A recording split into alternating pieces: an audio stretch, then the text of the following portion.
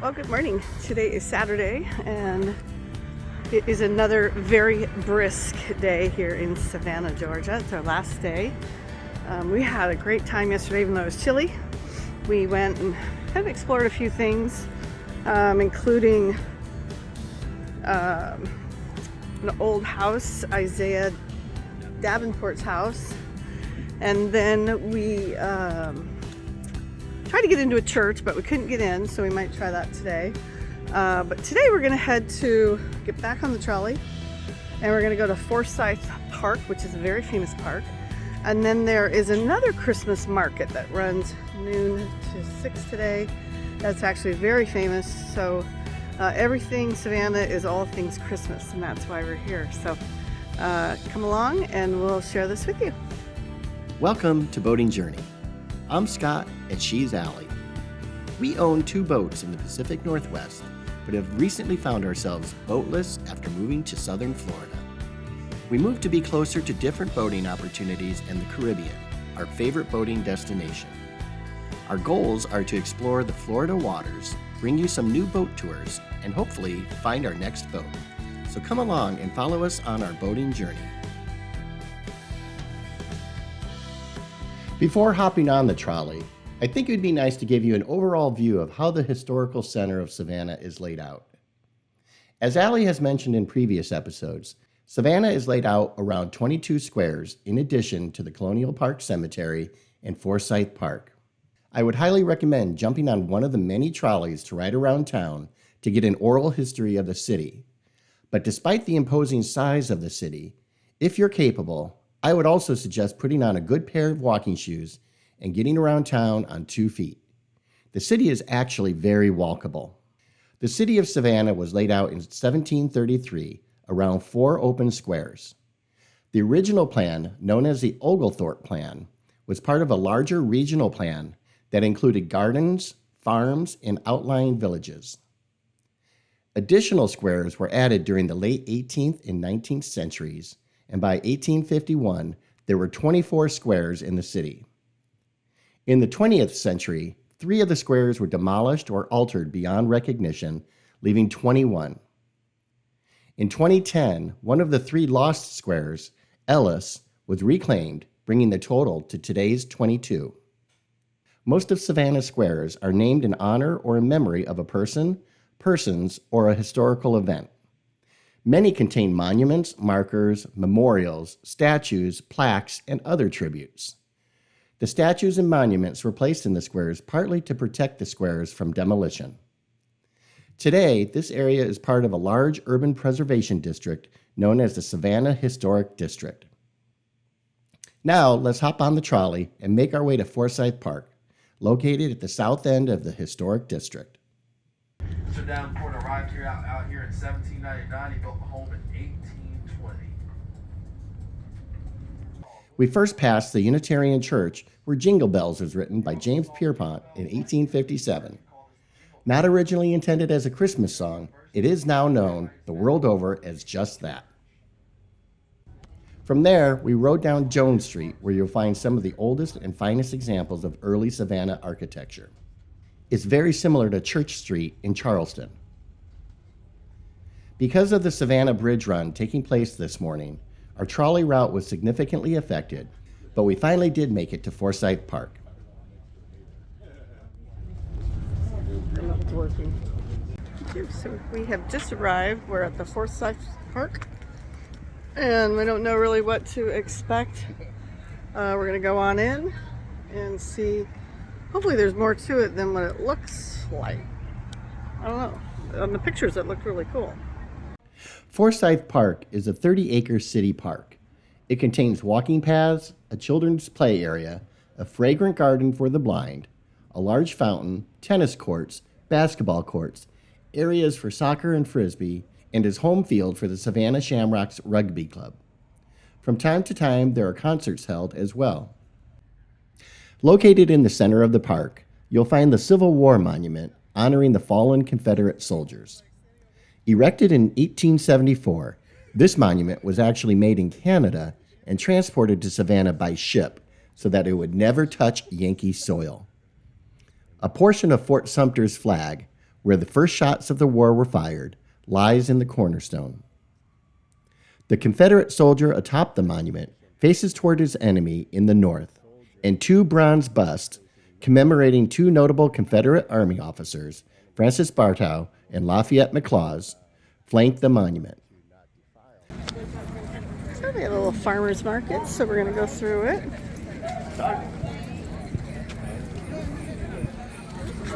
This is a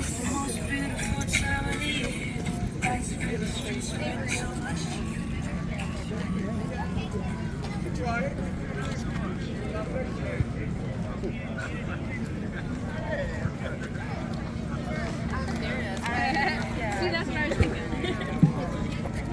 No, I don't think they're. It's kind of close, actually, like a real farmer's market. Yeah. It's all about food rather than just a lot of trinkets and clothing and everything.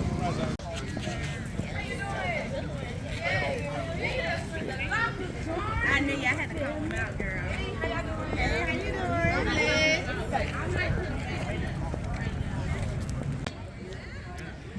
So we have gotten into Forsyth Park. That way was the farmer's market where they had a lot of fresh produce.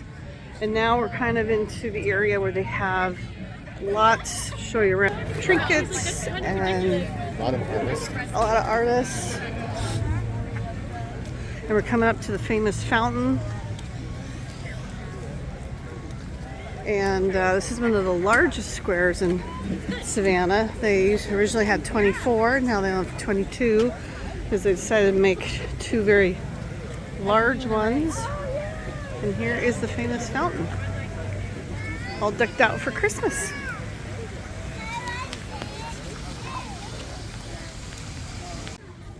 So just a quick note, you really can do the park in about 20 minutes. It's just a really peaceful place. It's a place, and let me give you a little bit of background. This is kind of the entrance of where you come in at. So it's really pretty. And then again, you've got the fountain behind us. It'd be great to just kind of Hang out here. Yeah, read a book. Yeah. It's very quiet. It's very peaceful. So now we're going to try and maybe find another museum, maybe house. I think Juliet's house is nearby, and I think Owens something maybe. I'm not sure. So we literally walk straight off of Bull Street, and this is the William Mercer house. Yeah. This is the Israeli temple. Temple McVeigh, Israel. It's really big. Yeah. And then there's just another square, and they have, like I said, 22 of these. This is the Pulaski family, Pulaski, and he was he has a great story because he was from Poland, and he was fleeing Russia, I believe, and he wanted to get exile here. I wonder if he's related to the Pulaskis of Chicago, because Pulaski in Chicago is also. Yeah. But yeah, he ended up doing a lot for the city here in Savannah. Oh, look at this statue. Yeah. That's amazing. Kazimierz Pulaski was a skilled Polish soldier. He was exiled from Poland after rebelling against Russian rule. In a letter to Washington, Pulaski wrote, "I came here where freedom is being defended, to serve it and to live it or die for it." Yeah, we're in another square. Yep. This is what, Madison Square? Yep. Madison Square? I believe so.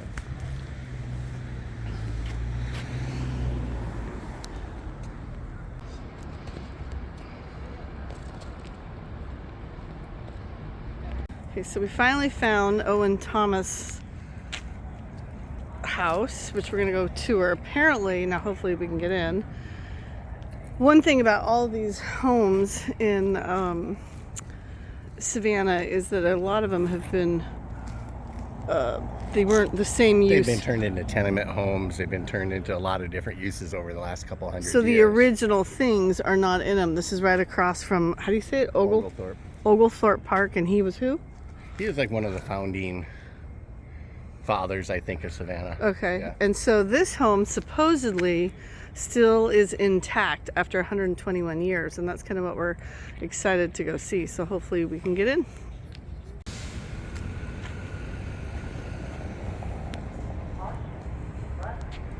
Through the main. Yep. The Owens-Thomas House tour begins in the Orientation Gallery, which was the original carriage house.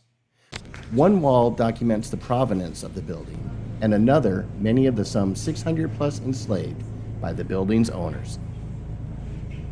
The north half of the building contains the original slave quarters for the site. The slave quarters have virtually remained untouched.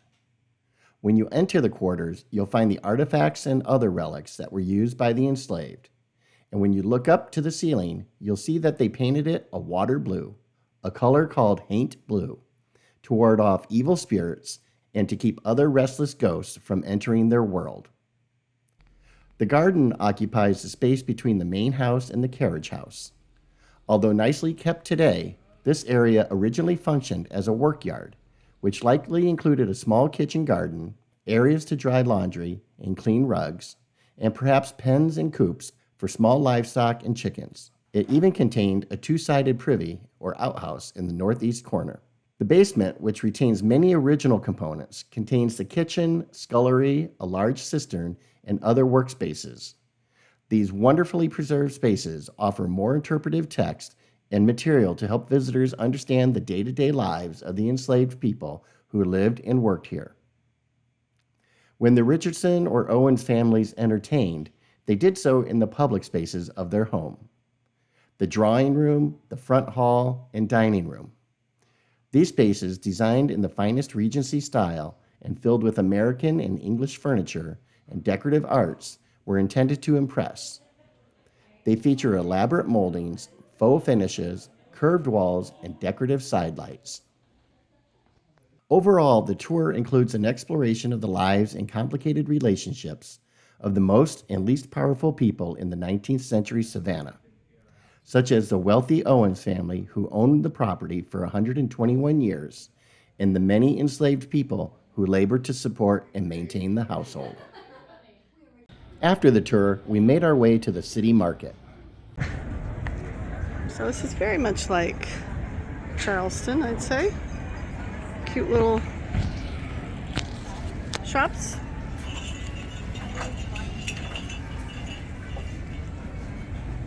Yeah, very much like Charleston. Yeah. So we finally found the Christmas market. We were here the other day at the Prohibition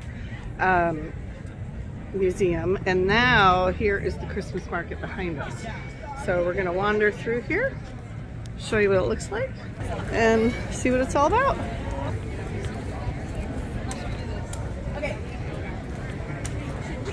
Here we have the Haitian Monument located in Franklin Square. Erected in 2007, this monument honors a group of around 700 free men of color from the island of Haiti who fought beside the Americans and French in the Siege of Savannah in 1779. This group was the largest unit of men of African descent to fight in the American Revolution. The difference. Me. You. Mm-hmm. Savory and sweet.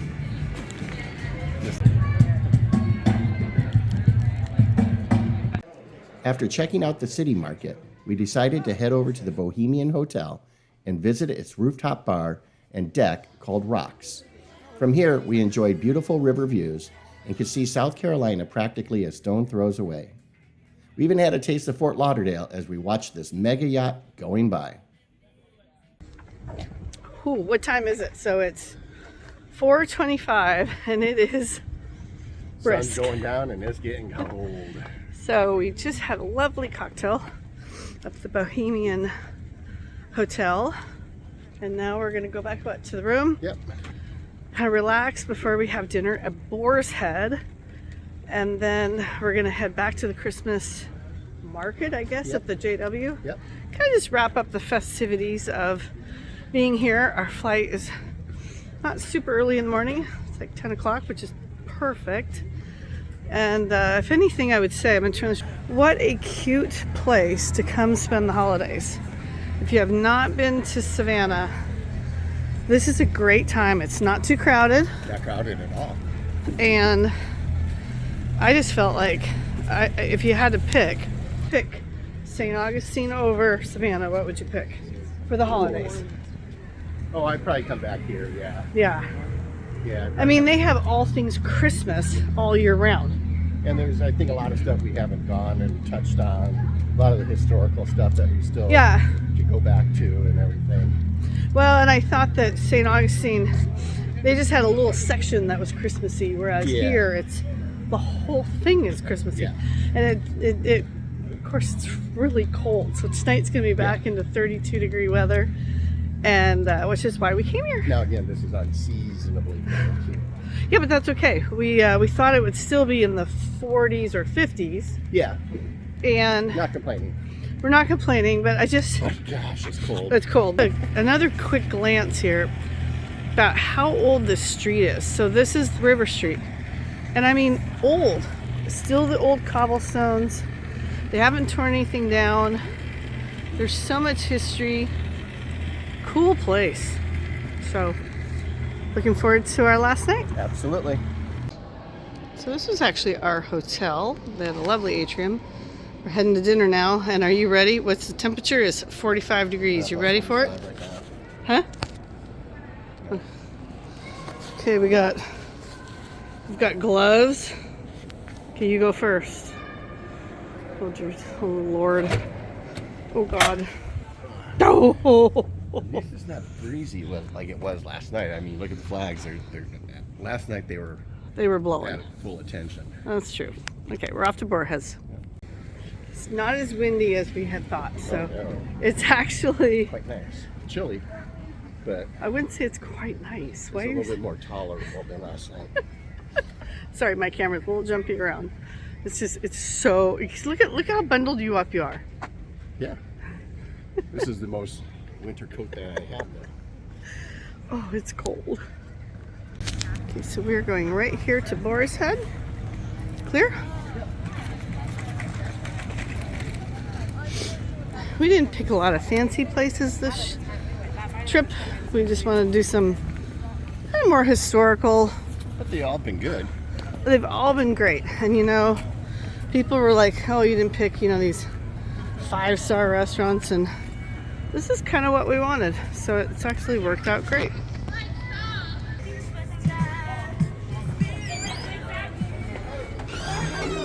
Wow, this place is cute.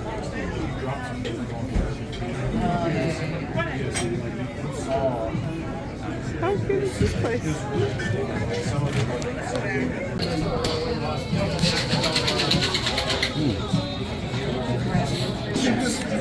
So they've given us this really great little corner place with this, I think she might be the waving tree girl. No.